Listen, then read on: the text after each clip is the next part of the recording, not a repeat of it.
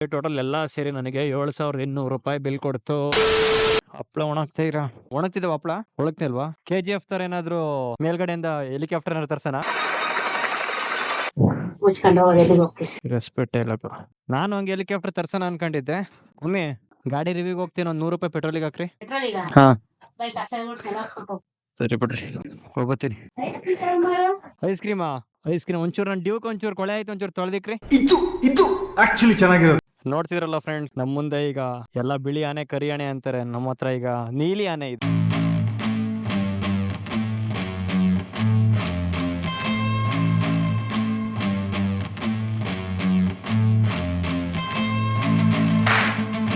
ಇವತ್ತೇನಕ್ಕೆ ಅಂದ್ರೆ R15 review ಬಗ್ಗೆ ಅಲ್ಲ, R15 ಕಂಪ್ಲೀಟ್ ಸರ್ವಿಸ್ ಕಾಸ್ಟ್ ಬಗ್ಗೆ ಹೇಳ್ತೀನಿ.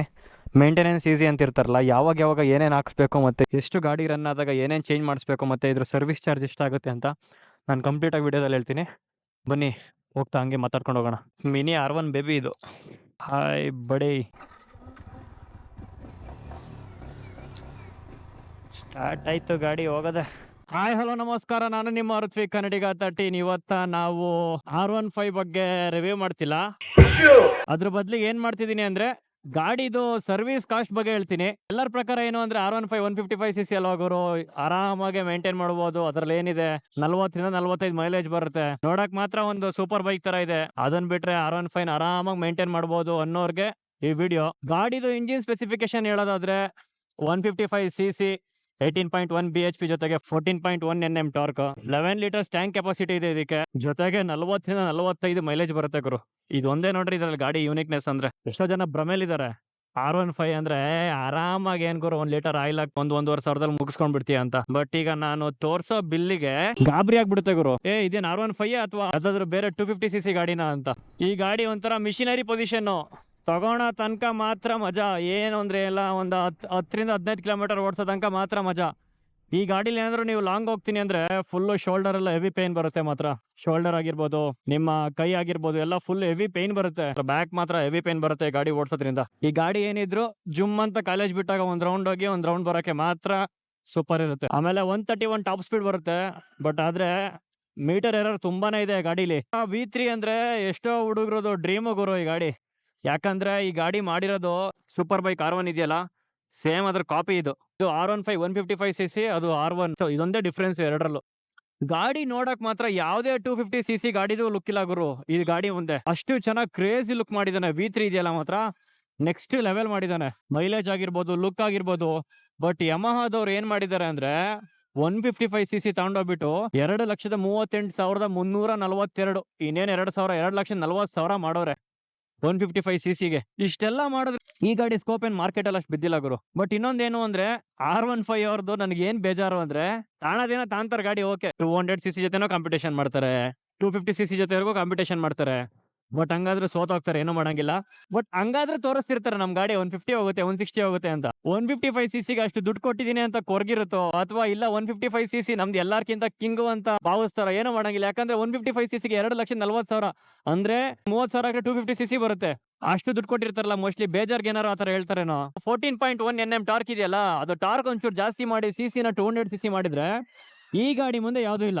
ಆಕ್ಚುಲಿ ರಿಯಲ್ ಫ್ಯಾಕ್ಟ್ ನೇ ಹೇಳ್ತಿದ್ದೀನಿ. R15 ಇದನ್ನ ಕೇಳಿ ಅಫೆಂಡ್ ಆದ್ರೆ ನಾನು ಏನೂ ಮಾಡಕ್ಕಾಗಲ್ಲ. ಇದ್ರ ಬಗ್ಗೆ ಏನಿದೆ ಅದನ್ನ ಹೇಳ್ತಿದ್ದೀನಿ ಅಷ್ಟೇ. ಗಾಡಿದು ಸ್ಪೀಡ್ ಐತ್ ನೋಡೋಣ ಬನ್ನಿ. ಈಗ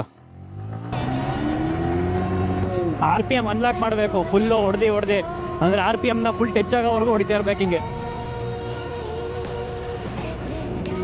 3ನೇ ಗೇರಲ್ಲಿ 97,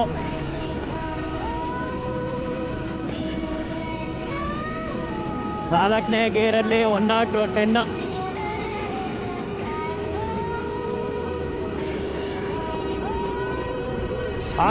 RPM ನ ಅನ್ಲಾಕ್ ಮಾಡೋವರೆಗೂ ಫುಲ್ ಎಕ್ಸಿಟರ್ ನ ಬಿಡಬಾರ್ದು.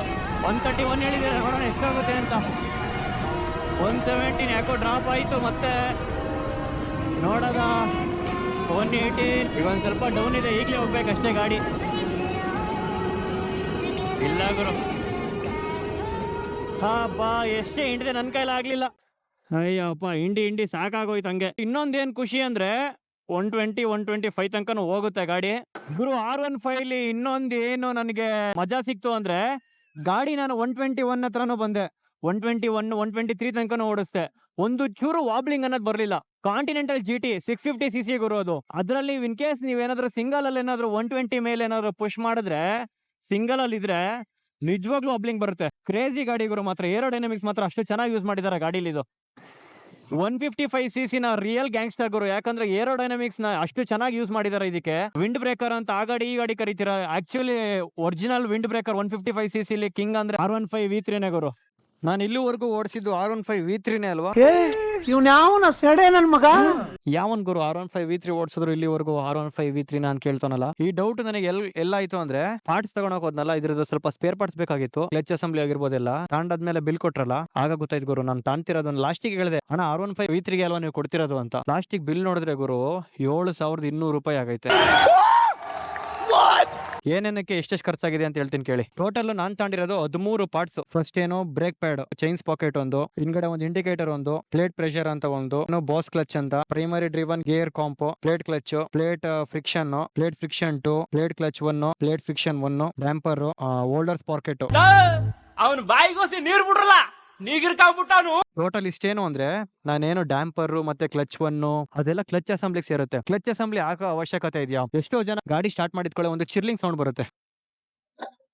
ಇದು ನಮ್ ಗಾಡಿ 40,000 ಇನ್ನೊಂದು 600 ಕಿಲೋಮೀಟರ್ ಹೊಡೆದ್ರೆ 40,000 ಆಗುತ್ತೆ ಗಾಡಿದು. ವಯಸ್ಸಾದ್ಮೇಲೆ ಇಂಜಿನ್ಗೆ ಅದಕ್ಕೆ ಏನಾಗುತ್ತೆ ಅಂದ್ರೆ ಒಂದು ಸರ್ಟೈನ್ ವೈಬ್ರೇಷನ್ ಗಳು ಶುರು ಆಗುತ್ತೆ, ಮತ್ತೆ ಚಿರ್ಲಿಂಗ್ ಸೌಂಡ್ ಬರುತ್ತೆ. ಇಂಜಿನ್ ಸ್ಮೂತ್ ಆಗಿ ರನ್ ಆಗ್ಬೇಕು ಅಂದ್ರೆ ಅದಕ್ಕೋಸ್ಕರ ನಮ್ದು ಗಾಡಿ ಸ್ವಲ್ಪ ವೈಬ್ರೇಷನ್ ಇತ್ತು, ಅದಕ್ಕೋಸ್ಕರ ಕ್ಲಚ್ ಅಸೆಂಬ್ಲಿ ಚೇಂಜ್ ಮಾಡಿದೆ. ಅದಾದ್ಮೇಲೆ ಇನ್ನೇನ್ ಮಾಡ್ದು ಅಂದ್ರೆ ಚೈನ್ಸ್ ಪಾಕೆಟ್ ಒಂದು ಹೋಗಿತ್ತು. 15,000 ಓಡಿಸಿದ್ದು ಚೈನ್ಸ್ ಪಾಕೆಟ್ ಒಂದು ಹೋಗಿತ್ತು. ಒಂದು ಸರ್ವಿಸ್ ಕಾಸ್ಟ್ ಎಷ್ಟು ಕೊಟ್ಟೆ ಅಂದ್ರೆ 1,400 ಏನೋ ಕೊಟ್ಟೆ.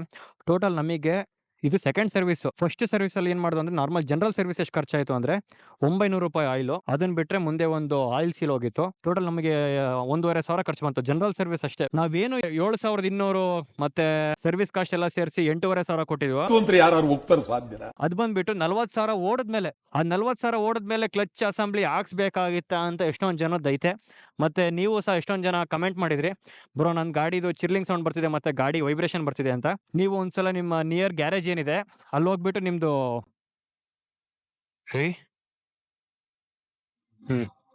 ಅದೇನ್ ಚಿರ್ಲಿಂಗ್ ಸೌಂಡ್ ಬರ್ತಿದೆ ಅದನ್ನ ಕೇಳಿ, ಮತ್ತೆ ವೈಬ್ರೇಷನ್ ಏನ್ ಬರ್ತಿದೆ ಅಂದ್ರೆ, ಆಗ ಏನ್ ಮಾಡ್ತಾರೆ ಅಂದ್ರೆ ಕ್ಲಚ್ ಅಸೆಂಬ್ಲಿನ ಚೇಂಜ್ ಮಾಡ್ಕೊಡ್ತಾರೆ. Full clutch assembly full change ಮಾಡಿస్తే ಆಗ ವೈಬ್ರೇಷನ್ ನಿಲ್ತು ಮತ್ತೆ ಚಿರ್ಲಿಂಗ್ ಸೌಂಡ್ ನಿಲ್ತು. ಈಗ ಹೇಳಿ R15 ನ ಮೇಂಟೆನೆನ್ಸ್ ಮಾಡೋದು ಈಸಿ, ಮೇಂಟೆನೆನ್ಸ್ ಮಾಡೋದು ಕಷ್ಟ. ಯಾಕಂದ್ರೆ ಜನರಲ್ ಸರ್ವಿಸ್ ಎಲ್ಲ ಏನು ಅಂದ್ರೆ ಹತ್ರ 1,500 ಮುಗ್ದೋಗ್ಬಿಡುತ್ತೆ. ನಿಮ್ಗೆ ಏನು 40,000 ಅಥವಾ ಒಬ್ಬೊಬ್ರಿಗೆ ಏನು ಅಂದ್ರೆ 25-30,000 ಬರುತ್ತೆ ಚಿರ್ಲಿಂಗ್ ಸೌಂಡ್. ಏನು ಮಾಡಂಗಿಲ್ಲ, ಯಾಕಂದ್ರೆ ಯಾವ ತರ ಗಾಡಿ ಓಡಿಸ್ತೀರಾ ಮತ್ತೆ ನೀವು ಸರ್ವಿಸ್ ಯಾವಾಗ ಮಾಡಿಸ್ತೀರಾ ಅದು. ನಾನು ಈ ಸಲ ಏನ್ ಮಾಡಿದೆ ಅಂದ್ರೆ, ಮೋಟೋರೋಲಾ ಸಿಂಥೆಟಿಕ್ ಆಯಿಲ್ ಬರುತ್ತಲ್ಲ ಅದನ್ನ ತಗೊಂಡೆ. ಯಾಕಂದ್ರೆ ಅದನ್ನ ಆರಾಮಾಗಿ 4,000 ಓಡಿಸ್ಬೋದು.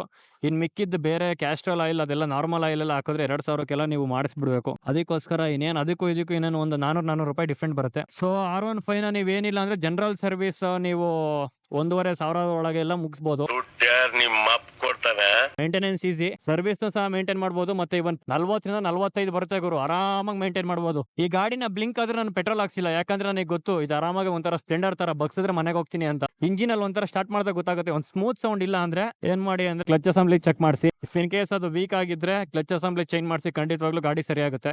ಗಾಡಿನ ಗುರು ಯಾವ್ದೇ ಆಗ್ಲಿ ಮೇಂಟೆನೆನ್ಸ್ ಫ್ರೀ ಅಂತ ಹೇಳ್ಬಾರ್ದು. ಯಾಕಂದ್ರೆ ಒಂದೊಂದ್ ಟೈಮ್ ಅಲ್ಲಿ ಅದು ಕೊಡೋ ಬಿಲ್ ನನಗೆ ಶಾಕ್ ಆಯ್ತಲ್ಲ, ಆ ತರ ಶಾಕ್ ಆಗುತ್ತೆ. ಯಮಹಾ ಶೋರೂಮ್ ಅಲ್ಲಿ ಹೋದಾಗ, ಗುರು ನೀನು R15 V3 ಗೆ ಅಲ್ವಾ ನೀನು ಸ್ಪೇರ್ ಪಾರ್ಟ್ಸ್ ನ ಕೊಡ್ತಿರೋದು ಅಂತ ಕೇಳಿದೆ ನಾನು. ಚೈನ್ಸ್ ಪಾಕೆಟ್ 2,500 ಇದೆ, ಕ್ಲಚ್ ಅಸೆಂಬ್ಲಿ ಟೋಟಲ್ ಎಲ್ಲ ಸೇರಿ ನನಗೆ 7,200 ರೂಪಾಯಿ ಬಿಲ್ ಕೊಡ್ತು. ತಗೊಳ್ಳಿ ಅಂತ. ಯೂಟ್ಯೂಬ್ ನ ಈಗ ಶುರು ಮಾಡಿದೀನಿ ಎಲ್ಲಾರ ಸಪೋರ್ಟ್ ಇಂದ. ಇನ್ಸ್ಟಾಗ್ರಾಮ್ ಅಲ್ಲಿ ಯಾವ ತರ ಸಪೋರ್ಟ್ ಮಾಡ್ತೀರಾ ಅದೇ ತರ ಸಪೋರ್ಟ್ ಮಾಡ್ತೀರಾ ಅನ್ಕೊಂಡಿದೀನಿ. ಯಾಕಂದ್ರೆ ನೆಕ್ಸ್ಟ್ ನಮ್ಗೆ ಅಪ್ಕಮಿಂಗ್ ಎಕ್ಸ್ಪಲ್ಸ್ 210 ಬರ್ತಿದೆ. ಅದನ್ನ ರಿವ್ಯೂ ಬೇಕು ಅಂದ್ರೆ ನನ್ನ ಚಾನಲ್ ಅಲ್ಲಿ ಒಂಚೂರು 150 ಜನ ಸಬ್ಸ್ಕ್ರೈಬರ್ಸ್ ಬೇಕಿದೆ. ಸಬ್ಸ್ಕ್ರೈಬ್ ಮಾಡ್ಕೊಂಬಿಡಿ. ನಾನು ಬೈಕಿನ್ ಕಂಟೆಂಟ್ ಅಲ್ಲ, ನಿಮ್ಗೆ ಯಾವ್ದು ಮಜಾ ಕೊಡುತ್ತೆ ನೋಡ್ಬೇಕಾದ್ರೆ ಕಂಟೆಂಟ್ ಅದನ್ನೆಲ್ಲ ಹಾಕ್ತಿದೀನಿ. ನಿಮ್ಗೂ ಮಜಾ ಕೊಡಕ್ ಟ್ರೈ ಮಾಡ್ತಾ ಇದೀನಿ. ಇಷ್ಟ ಹೇಳಕ್ ಇಷ್ಟಪಡ್ತೀನಿ ಫ್ರೆಂಡ್ಸ್, ಬೇಗ ಒಂದು 1K ಸಬ್ಸ್ಕ್ರೈಬರ್ ಮಾಡಿಸೋಣ, ಮಾನಿಟೈಸೇಷನ್ ಮಾಡ್ಕೊಳ್ಳೋಣ. ಹೇಳಕ್ ಯೂಟ್ಯೂಬರ್ ಅಂತ ನಾರೇ ಹೇಳ್ಕೊಬಹುದು, ಮಾನಿಟೈಸೇಷನ್ ಆದ್ರೆ ಸಪೋರ್ಟ್ ನ ಮಾಡಿ. ಇನ್ಸ್ಟಾಗ್ರಾಮ್ ಅಲ್ಲಿ ಮಾತ್ರ ಕ್ರೇಜಿ ಸಪೋರ್ಟ್ ಕೊಟ್ಟಿದ್ದೀರಾ, ಅದೇ ತರ ಒಂಚೂರು ಯೂಟ್ಯೂಬ್ ಅಲ್ಲಿ ಕೊಟ್ಬಿಟ್ರೆ ನೆಕ್ಸ್ಟ್ ಒಳ್ಳೊಳ್ಳೆ ಕ್ರೇಜಿ ವಿಡಿಯೋ, ಕ್ರೇಜಿ ಕಂಟೆಂಟ್ ನ ತರ್ತೀನಿ. ಮತ್ತೆ ಇನ್ ಯಾವ್ದಾದ್ರು ಬೈಕ್ ನ ರಿವ್ಯೂ ಮಾಡ್ಬೇಕಂದ್ರೆ ಕಮೆಂಟ್ ಅಲ್ಲಿ ಹೇಳಿ. ಬಟ್ ನಾನೀಗೊಂದು ಲೂನಾ ಹೊಡೋಗ್ತಿದ್ದೀನಿ, ಲೂನಾ ಗಾಡಿನ ತಗೊಳೋಣ ಅಂತ. ಅದ್ರ ಮೇಲೆ ತುಂಬಾ ಹುಚ್ಚಾಗ್ಬಿಟ್ಟೈತ್ ಗುರು. ನನಗೆ ಫಸ್ಟ್ ಹುಚ್ಚಿರೋದಂದ್ರೆ ZX10R. ಅದನ್ ಬಿಟ್ರೆ ಈ ಲೂನಾ ಮೇಲೆ ಕ್ರಶ್ ಆಗ್ಬಿಟ್ಟೈತೆ. ಲೂನಾನ ಹುಡುಕ್ತೀನಿ, ನಿಮ್ ಮುಂದೆ ತಂದೆ ತರ್ತೀನಿ, ನಾನು ಓನರ್ ಆಗೇ ಆಗ್ತೀನಿ. ಅಲ್ಲಿವರೆಗೂ ಸಿಗೋಣ. ಟೇಕ್ ಕೇರ್, ಶುಭ ದಿನ.